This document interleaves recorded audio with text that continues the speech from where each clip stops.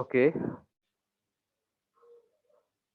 welcome everyone in our services marketing class. We're going to start the second part of chapter 4. That means the flower of services, the enhancing and facilitating supplementary elements.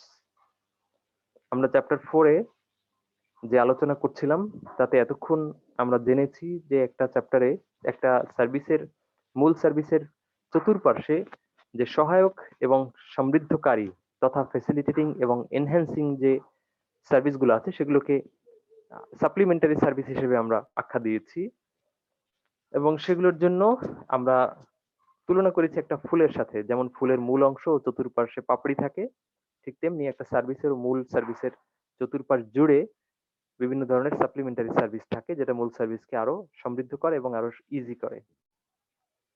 আমরা বলেছি 8 types of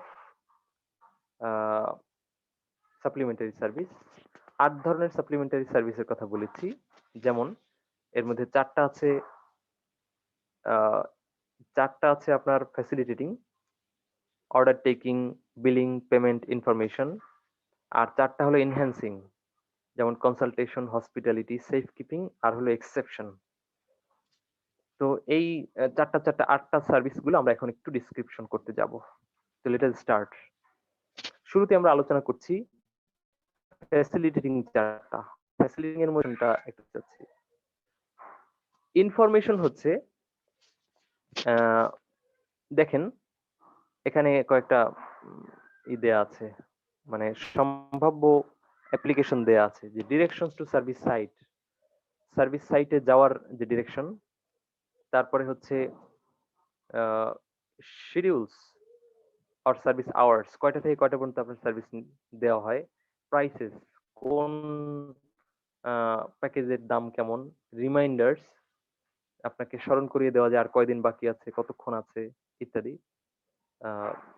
এরপরে warnings in case of any caution or in case of any red line, আপনাকে যে ওয়ার্নিংটা দিয়ে দেওয়া হয় আর মাত্র আপনার কতটুকু বাকি আছে টাইম, অথবা আপনার অ্যাডভান্সের টাকার অথবা পেমেন্টের রেড লাইন। এরপরে conditions of sale or service, যে বিক্রয় এর শর্তগুলো আপনাকে কমপ্লিটলি ইনফর্ম করে দেওয়া। নোটিফিকেশন অফ চেঞ্জেস, যদি কোনো পরিবর্তন হয় সেটার নোটিফিকেশন। ডকুমেন্টেশন, আপনার কি কি ডকুমেন্ট এখন পর্যন্ত জমা হয়েছে আর কি কি এখনো জমা হয়নি, এটার একটা তালিকা যদি কাস্টমারকে ইনফর্ম করা হয়। কনফার্মেশন অফ রিজার্ভেশন, যে আপনার বুকিংটা কনফার্ম হলো, সেটা সিট বুকিং হতে পারে বা ডাক্তারের সাথে সাক্ষাৎকারে বুকিং হতে পারে। এরপর সামারিজ অফ অ্যাকাউন্ট অ্যাক্টিভিটিস, আপনার টোটাল কতটুকু ব্যয় করেছেন, খরচ করেছেন, সেটার একটা সামারি, যেমনটি আমরা মোবাইলে দেখতে পাই। প্রত্যেকটা কল শেষে একটা সামারি দেওয়া হয়। আর রিসিপ্টস এন্ড টিকেটস, আপনি যে পেমেন্ট করেছেন তার বিপরীতে আপনাকে যদি রিসিপ্ট দেওয়া হয় অথবা পেমেন্টের পরবর্তীতে, বা আপনার যে অনুমোদনের জন্য একটা টিকিট বা প্রবেশের অনুমতি হিসেবে একটা টিকিট দেওয়া হয়, এগুলোকে আমরা বলছি ইনফরমেশন। তো ইনফরমেশন আপনি এই ইস্যুগুলো ইউজ করতে পারেন। জি, কোনো জিজ্ঞাসা? ওকে, নেক্সট ওয়ান হচ্ছে অর্ডার টেকিং। এটাও একটা ফ্যাসিলিটেটিং সার্ভিস। অর্ডার টেকিং এ আমরা বলতে পারি তিনটা ইস্যু। এটা হলো to entry, reservation, check in. Application যে দত্ত যেটা, আর আপনি যখন পারমিশন পেলেন বা সুযোগ পেলেন অর্ডার ফ্রি করার গুলো, নম্বর হচ্ছে রিজার্ভেশন এন্ড চেক ইন। আপনার যখন কনফার্ম করা হবে যে আপনার নির্দিষ্ট সিট বা টাইম বা নির্দিষ্ট এগুলো। তো অর্ডারিং এর ক্ষেত্রে অ্যাপ্লিকেশনে যেমন মেম্বারশিপ, ক্লাব বা প্রোগ্রাম, যদি কোনো প্রোগ্রামে, যেমন আপনি এমবিএ প্রোগ্রাম হিসেবে অ্যাপ্লিকেশন করছেন বা একটা দরখাস্ত বা একটা ফর্ম ফিল আপ করছেন, রেজিস্ট্রেশন করছেন, সেটা। তো এই মেম্বারশিপ এর বিষয়টুকু এটা যত ইজি করে দেয়া যায়। সাবস্ক্রিপশন সার্ভিসেস, যেমন টাকার বিনিময়ে আপনি কোনো ইউটিলিটি সার্ভিস পেলেন, যেমন গ্যাসের টাকা আপনি পরিশোধ করলেন, মানে আগামী মাসের গ্যাস আপনার জন্য ওকে, অথবা বিদ্যুৎ বিল সাবস্ক্রাইব করে রাখলেন, তো আপনি এখন বিদ্যুৎ পাবেন নিরবচ্ছিন্ন ভাবে। তারপরে প্রি রিকুইজিট বেসড সার্ভিসেস, কিছু কিছু সার্ভিস আছে যেটা প্রি রিকুইজিট বেসড, যেমন কলেজ এনরোলমেন্ট। আপনার কমপক্ষে এসএসসি তে এত পেলে আপনি কলেজে ঢুকতে পারবেন, এই এইচএসসি তে এত পেলে আপনি ভার্সিটিতে ভর্তি হতে পারবেন, সেই রিকুইজিট কনফার্ম করার পরে যে সমস্ত সার্ভিসগুলো পাওয়া যায়, বা এই ৩টা ধাপ পার হলেই আপনি চতুর্থ ধাপটা পাবেন, এগুলোকে আমরা বলছি pre requisite based. Pre requisite আপনি যে কনফার্ম করেছেন, কমপ্লিট করেছেন, সেটার একটা সেই জিনিসটা যত ইজিলি দেওয়া যায়। এরপরে হচ্ছে নাম্বার 2, অর্ডার এন্ট্রি। তো অ্যাপ্লিকেশন প্রসেস কমপ্লিট হওয়ার পরে অর্ডার এন্ট্রিতে অনসাইট অর্ডার ফুলফিলমেন্ট, আর হলো mail, telephone, email, web order. যদি আপনার গিয়ে অর্ডার দিতে হয় তাহলে সেখানে অর্ডার দেওয়ার জন্য পরিবেশ তৈরি করে দেওয়া, যেন সে সহজে ঝামেলা মুক্ত ভাবে অর্ডারটা দিতে পারে, ফর্মটা ফিল আপ করতে পারে। আর কখনো কখনো অনলাইনে বা ওভার ফোনে অথবা মানে কোন অ্যাপস এর মাধ্যমে বা ইমেইলের মাধ্যমে অর্ডার দেওয়ার ব্যবস্থা রাখা যেতে পারে। আর লাস্ট হচ্ছে রিজার্ভেশনের ক্ষেত্রে, যেমন সিট অথবা টেবিল অথবা রুম বুকিং যেটা। তারপরে ভেহিকলস আর ইকুইপমেন্ট রেন্টাল, আপনি যদি গাড়ি করেন, রিজার্ভ করেন, তাহলে সেই গাড়ির নম্বরটা আপনাকে উবার থেকে দিয়ে দেওয়া হয়, এত নম্বর গাড়ি আপনার জন্য। তারপরে প্রফেশনাল অ্যাপয়েন্টমেন্টস, যদি কোনো ডাক্তারের কাছে, উকিলের কাছে, কোনো ইঞ্জিনিয়ারের কাছে আপনি অ্যাপয়েন্টমেন্ট নেন, আপনার জন্য যে টাইমটা রিজার্ভ করে রাখা হয়, ইত্যাদি। এভাবে আপনি অর্ডার টেকিংটাকে কাস্টমারের জন্য ইজি করে ফেলতে পারেন। তো মূল সার্ভিস নেওয়ার ক্ষেত্রে এগুলো হচ্ছে আপনার জন্য সহায়ক। এই অর্ডার দিতে গিয়ে যদি আপনার ঝামেলায় পড়ে যেতে হয়, কাস্টমার আপনার প্রতি বিরক্ত হতে পারে যে হ্যাঁ ওনাদের সার্ভিস ভালো, বাট ওনাদের অর্ডার দেওয়াটা খুব একটা ঝামেলাপূর্ণ কাজ, সে মুখ ফিরিয়ে নিতে পারে। যে কোনো কোশ্চেন অর্ডার টেকিং বিষয়ে? তো আমরা তাহলে পরের অংশে যাচ্ছি। টেকিং হয়ে গেল, এবার বিলিং। ফ্যাসিলিটেটিং আরেকটা এলিমেন্টস হচ্ছে বিলিং। বিলিংটা হচ্ছে periodic statements of account activity. এটা হতে পারে যেমন আপনার কত টাকা এখন পর্যন্ত বিল হয়েছে, 7 দিন পর পর, অথবা আপনার প্রতিদিন, দিন শেষে, অথবা প্রতি ঘন্টা পর পর, বা প্রত্যেকটা মিনিট খরচ করার পরে আপনাকে যে একটা বিলিং আসে যে আপনার এত মিনিট শেষ হয়েছে আর এত মিনিট বাকি আছে। এর ইন্ডিভিজুয়াল ট্রানজেকশনস, প্রত্যেকটা ট্রানজেকশন হলে আপনাকে যদি একটা ইনভয়েস দেওয়া হয়, যেমন বিগ কিংবা নগদ ইনভয়েস গুলো ডিজিটাল ইনভয়েস, বাট সেগুলো জমা থাকে। তারপরে অন্যান্য ক্ষেত্রেও তো এরকম, আপনি 1 মাসের টিউশন ফি দিলেন, সেটার একটা ইনভয়েস আপনার কাছে থাকে। তো এরপরে verbal statement of amount due. কখনো কখনো ভার্বালি মানুষ জানতে চাইতে পারে আমার কত টাকা হলো।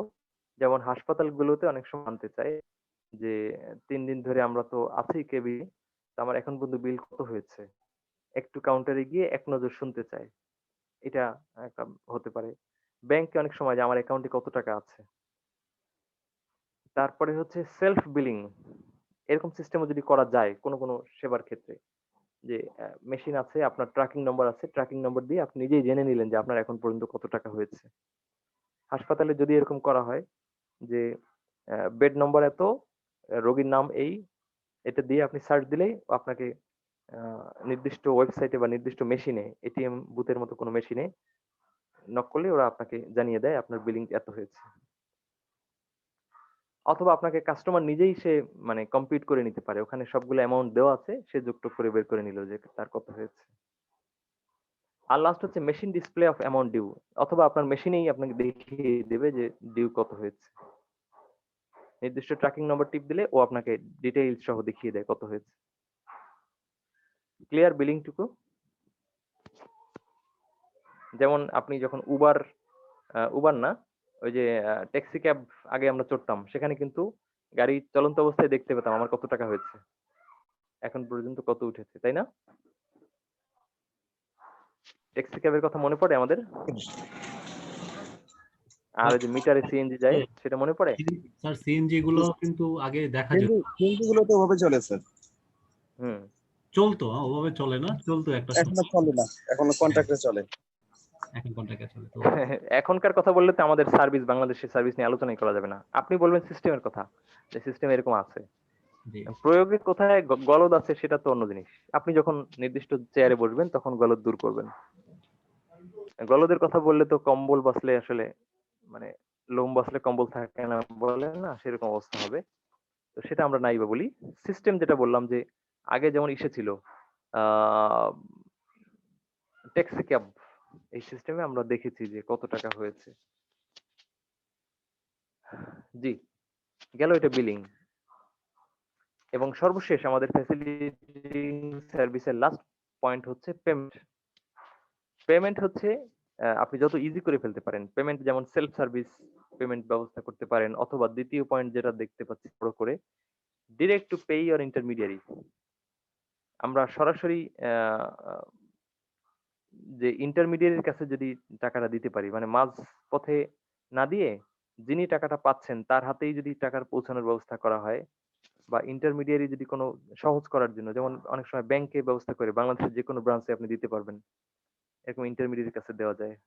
আর তৃতীয় অংশে বলা হচ্ছে automatic deduction from financial deposits.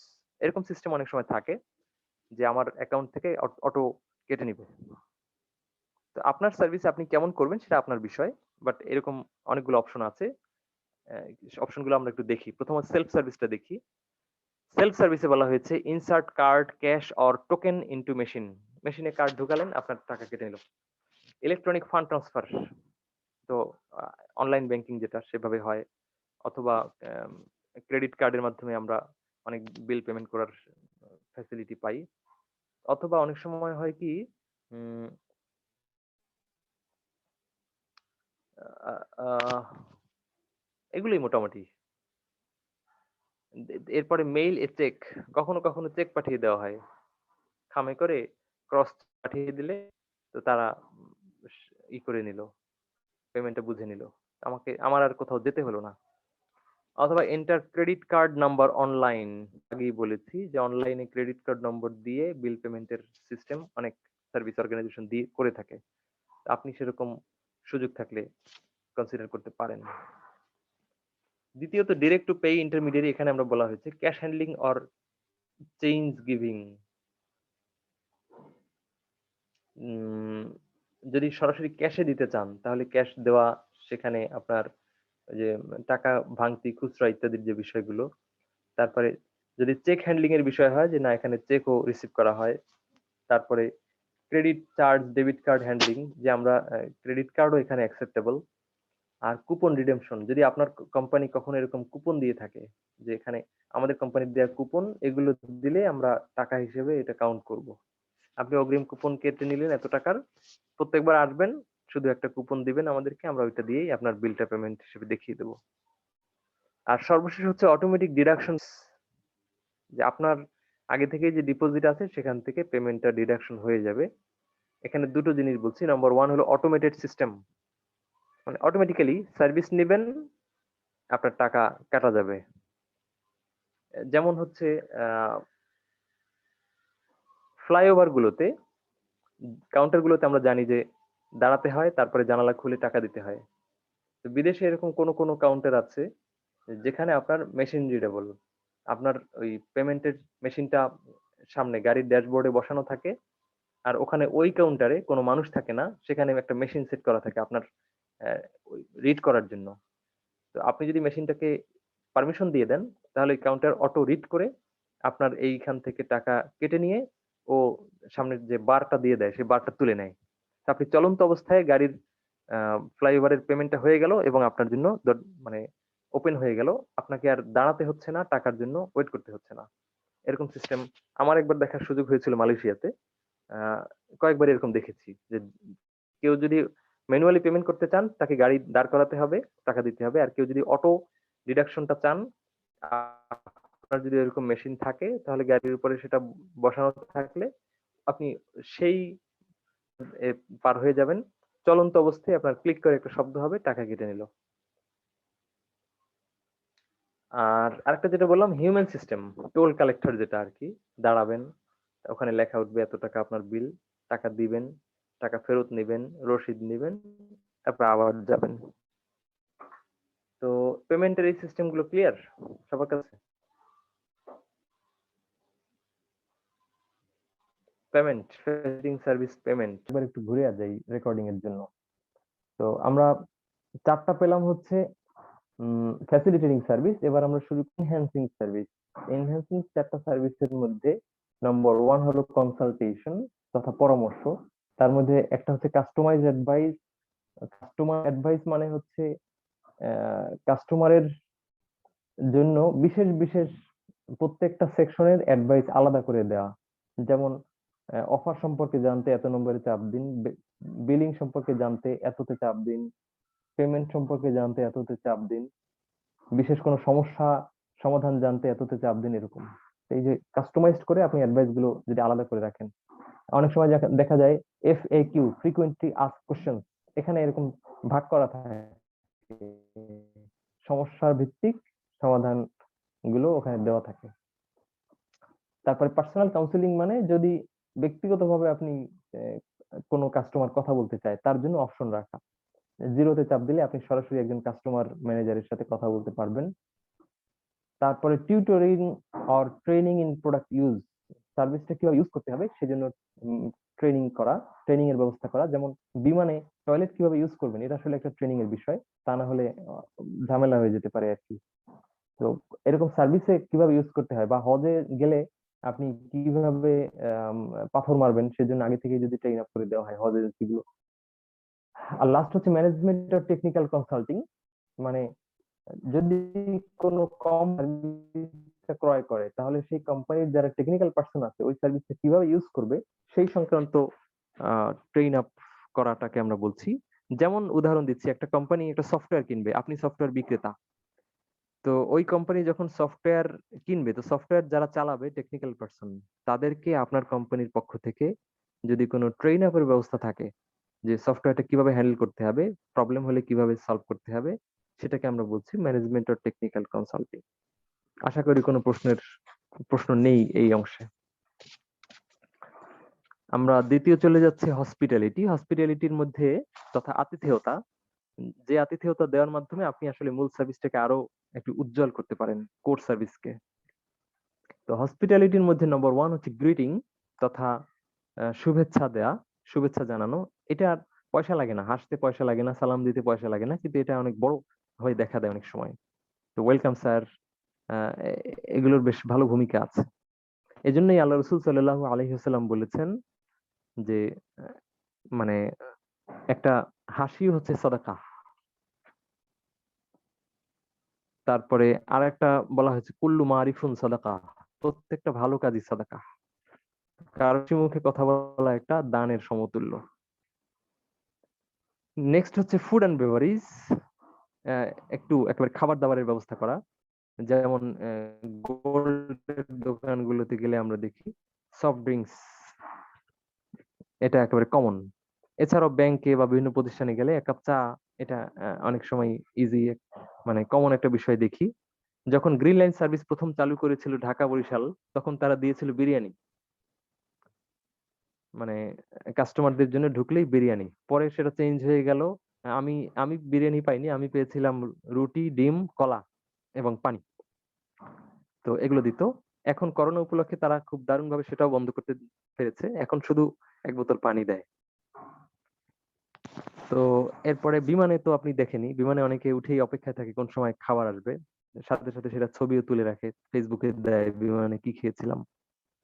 তো বিমানে আপনি 30,000 টাকার টিকিট কেটেছেন, 40,000 টাকার টিকিট কেটেছেন, বাট খাবার পেয়েছেন হয়তো 200 টাকার, কিন্তু ওইটাই অনেক সময় এক বড় বিষয় হয়ে দাঁড়ায়। নেক্সট হচ্ছে টয়লেট অ্যান্ড ওয়াশরুম, এটা একটা ইম্পর্টেন্ট ইস্যু, আতিথেয়তারই একটা পার্ট। এটা নিয়ে বিস্তারিত আমাদের বলার অপেক্ষা রাখে না। তারপরে ওয়েটিং, টয়লেটে আপনার একটা টিস্যুর দাম কত, কিন্তু আপনি কোনো একটা অফিসে গিয়ে টয়লেটে টিস্যু পেলেন, সাবান পেলেন, এটা কিন্তু বড় আপনার পজিটিভ ইফেক্ট ফেলে। এরপরে ওয়েটিং ফ্যাসিলিটি এন্ড অ্যামিনিটিস, এই যে বিসিএস পরীক্ষার্থী তার বাচ্চাকে নিয়ে ওয়েট করার যদি সুযোগ সুবিধা দেওয়া হতো, তো এটা একটা দারুণ মানের হসপিটালিটি হয়ে যেত। তারপরে ব্যাংকগুলোতে দেখা যায় লাইন ধরে দাঁড়িয়ে থাকতে হয়, কোনো কোনো ব্যাংক কিন্তু আবার বসার ব্যবস্থা করে। তো ওয়েটিং ফ্যাসিলিটির মধ্যে কি কি আছে, যেমন লাউঞ্জ, ওয়েটিং এরিয়া, সিটিং, তারপরে হচ্ছে ওয়েদার প্রোটেকশন, বৃষ্টিতে যেন ভিজতে না হয়, গরমে যেন কষ্ট পেতে না হয় সেই ব্যবস্থা করা, magazine, entertainment, news paper, waiting এর সময়টুকু কাজে লাগানোর জন্য এখানে ওয়াইফাই আমরা চিন্তা করতে পারি। তারপরে হচ্ছে যে টেলিভিশন সেট এগুলো থাকে। তারপরে ট্রান্সপোর্টেশন, কোন কোন সার্ভিসে ট্রান্সপোর্টেশন দেওয়া হয়, যেমন আপনার 5 স্টার হোটেল গুলোতে বিমানবন্দর থেকে আপনার হোটেল পর্যন্ত আসার ট্রান্সপোর্টেশন সিস্টেমও তারা অফার করে। তো এরপরে ইউনিভার্সিটি গুলো, স্কুল গুলো, কলেজ গুলো অনেক সময় ছাত্রছাত্রীদেরকে বাসা থেকে ভার্সিটি পর্যন্ত যাওয়ার জন্য ট্রান্সপোর্টেশনের ব্যবস্থা করে, অফার করে। আর লাস্ট হচ্ছে সিকিউরিটি, এটা অনেক সময় হসপিটালিটির মধ্যে পড়ে। সিকিউরিটি কখনো কখনো পড়ে হচ্ছে আপনার ইসের ব্যাপারে, এটাকে কি বলে, এটা আলাদা একটা সার্ভিসের মধ্যে পড়ে। আবার কখনো হসপিটালিটির একটা অংশ হচ্ছে সিকিউরিটি,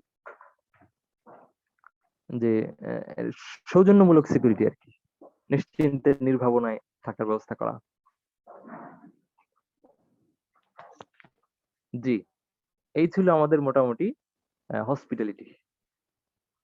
কোনো কোশ্চেন আছে হসপিটালিটির বিষয়ে কারো কাছে? Any question? জি স্যার।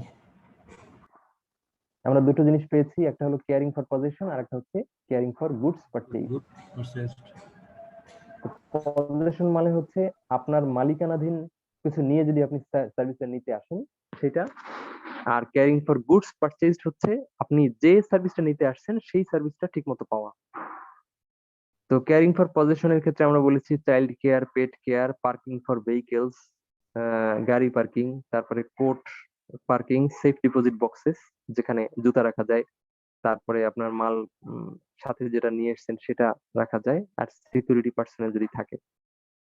অন্যদিকে কেয়ারিং ফর গুডস পারচেজের ক্ষেত্রে বলেছি যে প্যাকেজিং, সুন্দর করে প্যাকেজিং না করলে কুরিয়ার করলেন, ওখানে গিয়ে পড়লো মানে সেটা যদি প্যাকেজ, আপনার প্রোডাক্টটা যদি কোনো নষ্ট হয়, ট্রান্সপোর্টেশন, কাস্টমারকে তার বাড়িতে সেফলি পৌঁছে দেয়া, তারপরে ডেলিভারিটা সেফ করা তার সাথে লাগেজ গুলো, এরপর ইন্সপেকশন এন্ড ডায়াগনোসিস, ঠিকমতো রোগীর অক্সিজেন স্যাচুরেশন আছে কিনা বারবার চেক করা, কোনো সমস্যা ডায়াগনোস করা, ক্লিনিং বললাম আমরা, যে কোনো ধরনের বিশেষ করে রোগীদের ক্ষেত্রে ক্লিনিংটা ঠিকমতো হচ্ছে কিনা, না হলে তার তো ইনসিকিউর হয়ে যেতে পারে, রিফুয়েলিং, মাঝ আকাশে যেন বিমান রিফুয়েলিং এর অভাবে কোনো ঝামেলা না হয়, ইত্যাদি।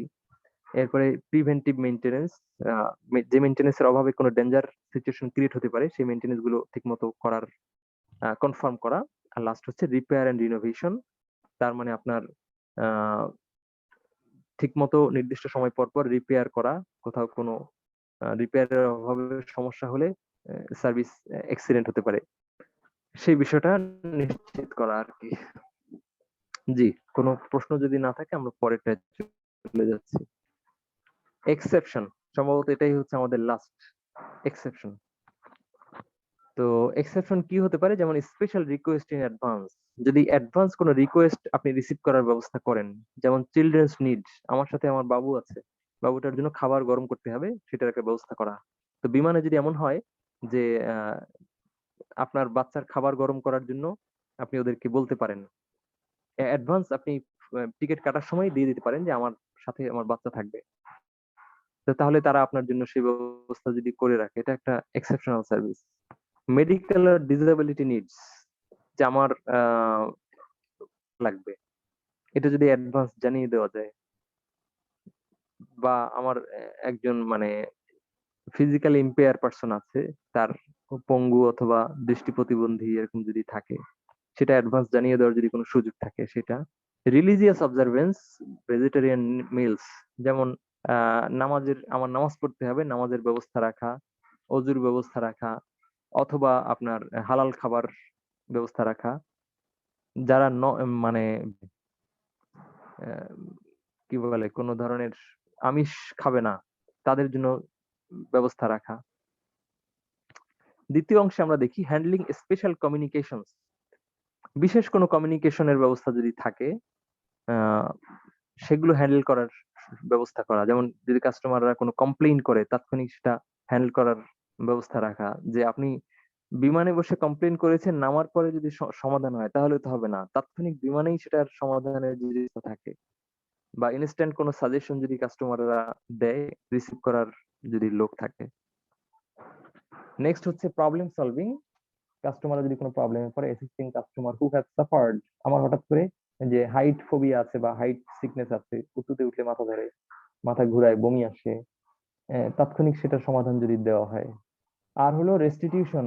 রেস্টিটিউশন বলতে আমরা বোঝাচ্ছি যে ক্ষতিপূরণ অথবা রিফান্ড।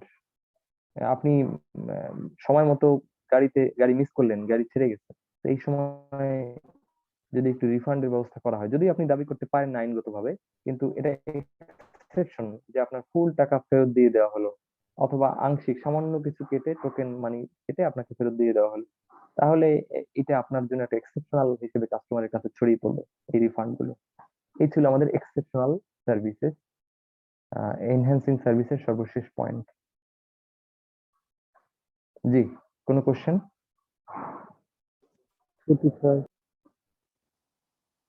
ওকে, স্যার রেস্টিটিউশনটা একটু আবার একটু যদি বলতেন।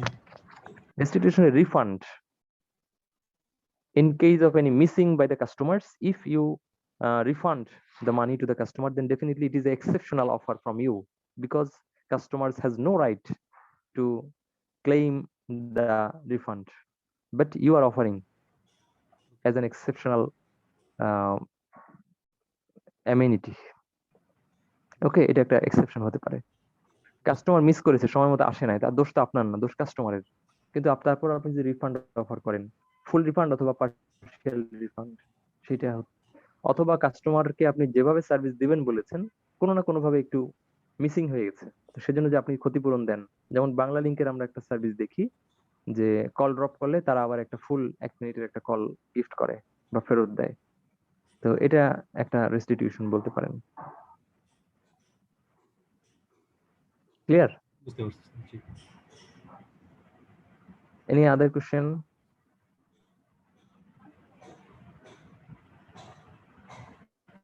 কোনো কোশ্চেন নেই? আচ্ছা, এখন আপনাকে একটা ছবি দেখে আপনারা বলতে হবে যে এটা কোন ধরনের সাপ্লিমেন্টারি সার্ভিস। জি, বলেন দেখি এটা কোন ধরনের সাপ্লিমেন্টারি সার্ভিস? যে 8টা বললাম, order taking, information, billing, information sir, payment, information. Okay, thank you. এটা ইনফরমেশন। এটা আপনার ইনফরমেশন প্লাস ইয়ে বলতে পারেন, সেফটিও বলতে পারেন। না, এটাকে আমরা কি বলবো, হসপিটালিটির মধ্যে একটা আছে হলো সিকিউরিটি। আপনাকে আগেই মাথা ঠান্ডা রাখা হলো যে আপনি টেনশন করবেন না, ফায়ার হলে এদিক থেকে বেরোবেন, স্যার ঠিক, এটা ফায়ার এক্সিট। ঠিকমতো বলেন। এটা আপনাকে মানসিক ভাবে স্থিরতা দিচ্ছে আর কি, হসপিটালিটির সিকিউরিটি। এটা কি জিনিস?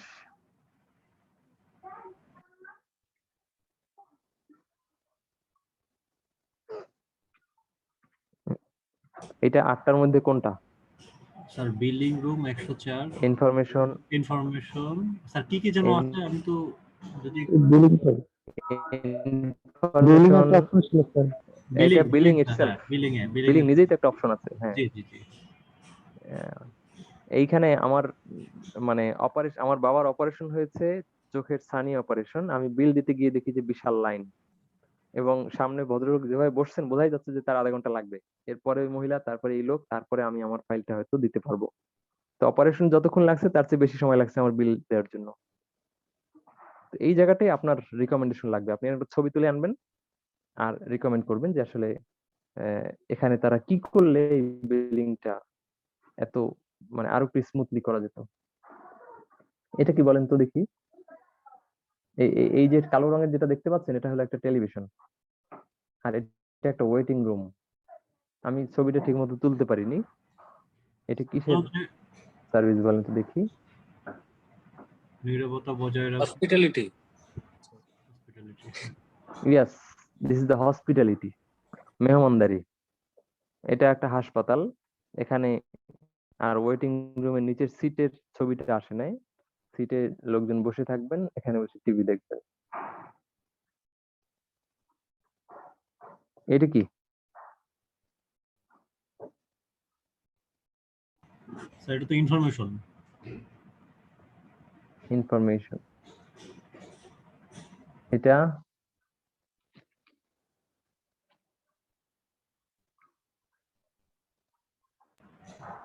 আসে নাই আমার কাছে এখন। এটাও আমরা ইনফরমেশন বলতে পারি নাকি? আসে না এখনো? জি স্যার। আসছে মাত্র স্যার।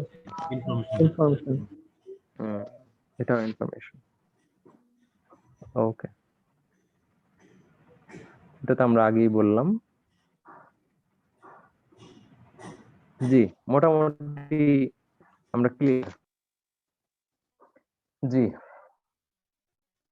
তো আমরা যে 8টা পেটাল পড়লাম, এই 8টা পেটালের মধ্যে যে জিনিসটা আপনার মাথায় রাখা উচিত সেটা হচ্ছে যে not every core product is surrounded by all 8 petals. এই যে 8টা সাপ্লিমেন্টারি সার্ভিস বলছি, সব সার্ভিসে কিন্তু এই 8টা পেটাল নেই। সার্ভিসে 8টা পেটাল নেই, কোনো কোনো সার্ভিসে 2টা থাকতে পারে, কোনো কোনো সার্ভিসে 4টা থাকতে পারে, কোনো কোনো সার্ভিসে 6টা থাকতে পারে। আমরা সম্ভাব্য 8টার নাম বলেছি। তো আপনি আবার সব ধরনের সার্ভিসে 8টা খুঁজেন না। দ্বিতীয়ত কথা হচ্ছে যে people processing and have more supplementary service. যে সার্ভিসগুলো পিপল প্রসেসিং মানে মানুষ নিয়ে কাজ কারবার, আর যেটা হাই কন্টাক্ট সার্ভিস যেখানে সরাসরি খুব কাছাকাছি থাকতে হয়, এই সমস্ত সার্ভিসগুলোতে আমরা বলছি যে তুলনামূলক সাপ্লিমেন্টারি সার্ভিসের অপরচুনিটি বেশি। আর যেগুলো লো কন্টাক্ট, যেমন আমি আপনি দুজন দুই কর্নারে, এখন আপনাকে হসপিটালিটি সার্ভিস দেওয়ার কোনো সুযোগ আমার নাই, একটা চাও খাওয়াতে পারবো না, আর ওয়াশরুম ফ্যাসিলিটি ওয়েটিং ফ্যাসিলিটি আপনাকে দিতে পারবো না। তো মানে লো কন্টাক্টে এই সাপ্লিমেন্টারি সার্ভিস দেওয়ার সুযোগটা কম। জি, এছাড়া আপনার মানে চিন্তা হলো যে কোনটা আপনি আসলে কাস্টমারের মাথায় পজিশন